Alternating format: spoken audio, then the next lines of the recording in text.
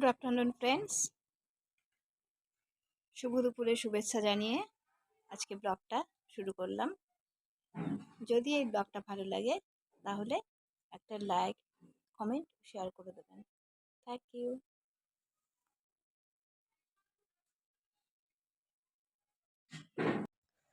বাড়ির বাগানের কিছু অংশ দেখাচ্ছি। দেখুন আমার বাগানের যে সবচেয়ে বড় জবা গাছটা ফুল ফুটে আছে। এটাও চন্দন জবা গাছ, ভর্তি ফুল হয়েছে এবং গাছগুলো অনেক বড় হয়ে গেছে।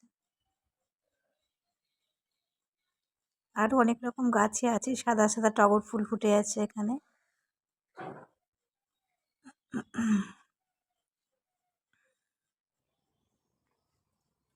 এই বাগানের ভেতরে গাছের মধ্যেই আমি হারিয়ে গেছি, আর খুঁজে পাওয়া যাচ্ছে না।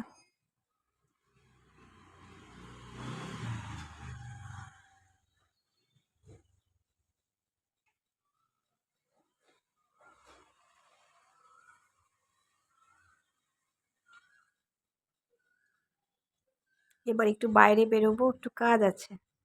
একটু ব্যান্ডেলের দিকে, ব্যান্ডেল বাজারের দিকে একটু চললাম, একটু কাজ আছে। এই যে আমাদের বিখ্যাত ব্যান্ডেলের গুরুদুয়ারা।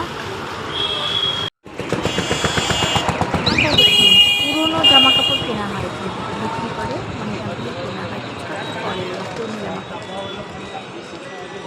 ব্যান্ডেল বাজারের মধ্যেই এটা রয়েছে, স্ন্যাপ তুলে নিলাম।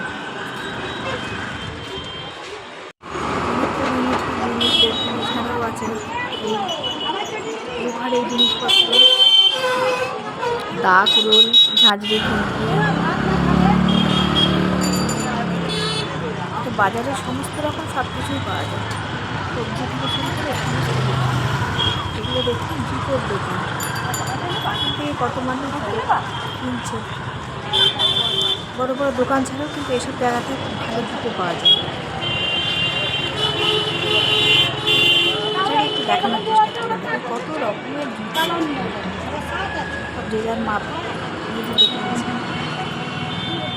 এবং এনারাও বিক্রি করে খুব খুশি হচ্ছেন। যেটা আমাদের ব্যান্ডেলের জনবহুল রাস্তা, যেটা ব্যান্ডেল স্টেশনের দিকে যাচ্ছে। এই রাস্তাটা সোজা গেলে ব্যান্ডেল সবজি।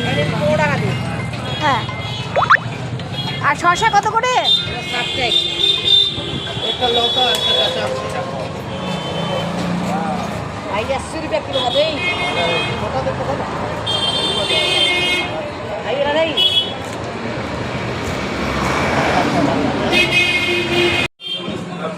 এবার ঢুকে বললাম সোজা অন্নপূর্ণা বাজারের ভিতরে মাছের সব ফলবল করছে, সব তাজা মাছ বিক্রি হয়ে গেছে। আমি একটু বেলার দিকেই এসেছি।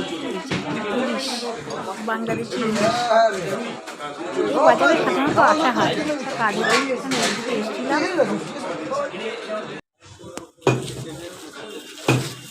এরই ভিতরে দেখুন মাংস কাটা হচ্ছে, মাংসের দোকান, খাসি মাংস।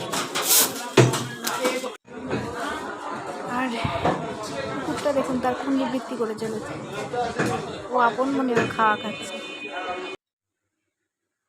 যদি এই ভিডিওটা আপনাদের ভালো লাগে তাহলে একটা লাইক, কমেন্ট ও শেয়ার করে দেবেন। Thank you.